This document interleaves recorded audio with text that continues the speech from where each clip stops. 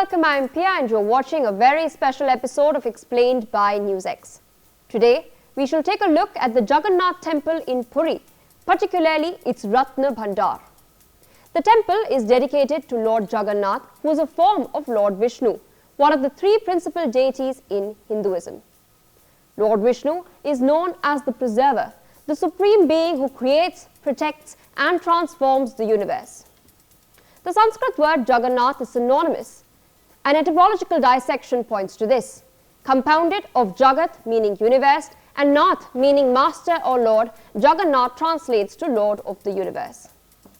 As per temple records, King Indrayumna of Avanti built the main temple of Jagannath at Puri in the Satya Yuga or the Golden Age. Meanwhile, the present temple finds its origins in 10th century CE. A copper plate inscription describes Anantavarmana as having rebuilt the temple. He was the first king of the Eastern Ganga dynasty, which was a large medieval era royal house that reigned much of modern day Odisha between the 5th century to the mid-20th century. Different chronicles variously mention the year of construction as 1196, 1197, 1205, 1216 or 1226. This suggests that the temple's construction was completed or the temple was renovated over a period of 2 to 3 centuries. These particular years correspond to the reign of King Anantavarma's son, Anakabhima. The temple complex was further developed during the reigns of the subsequent kings, including those of the Ganga dynasty and the Gajapati dynasty. All this is recorded in the temple annals, known as the Mandala Panji. Sacred to all Hindus, the temple itself is amongst the holiest pilgrimage sites. It is one of the Char Dham sites, the other being Rameswaram, Badrinath and Dwarka. The temple complex covers an area of over 37,000 square meters and is surrounded by a high fortified wall.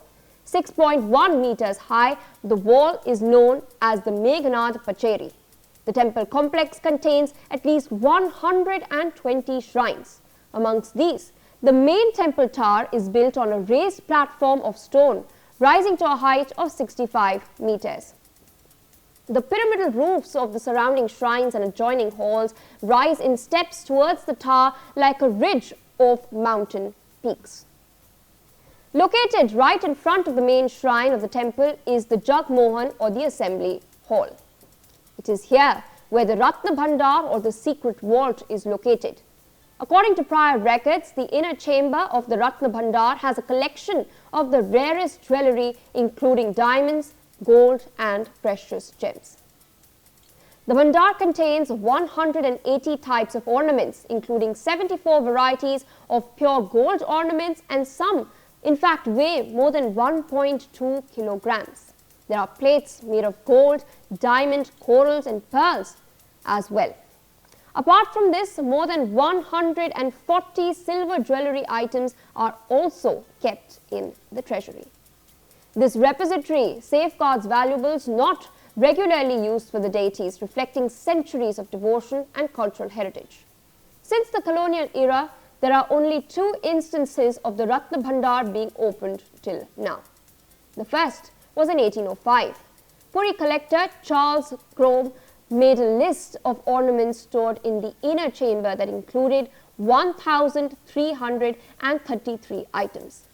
Rumor has it that the chambers had then held 128 gold coins, 1,297 silver coins, 106 copper coins and 24 ancient gold coins. The second time the Ratna Bhandar's inventory was recorded was in 1978. Over the course of 70 days, officials took a stock of the valuables inside the chamber. The survey reportedly revealed that the treasure trove had 454 types of gold ornaments and 293 types of silver ornaments. Since the 1980s, the temple administration has tried to open the inner chamber but has failed twice. The last such attempt was made in April 2018 when a 16-member team, including 3 members of the Archaeological Survey of India, could not go into the inner treasury as the keys into the room could not be found. Now, after 46 years, the Ratna Bhandar has been opened for the third time. Specialized teams selected an auspicious time known as the Subh Bela to open the treasury using a duplicate key held by the Puri administration. On 14th July 2024, at exactly 1:28 p.m., the room was opened. The temple complex was empty, save for priests bearing the great keys, government-appointed officials ready to record the valuables, and rapid action force commandos prepared to contain any law and order situation. Outside the temple, lakhs had gathered to witness the vault's reopening.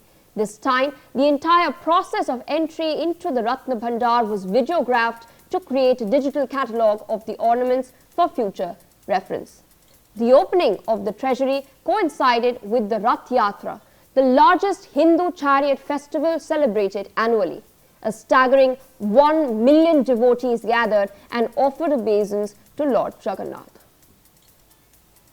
Well, that's all we have for today on Explained by NewsX. Stay tuned for more.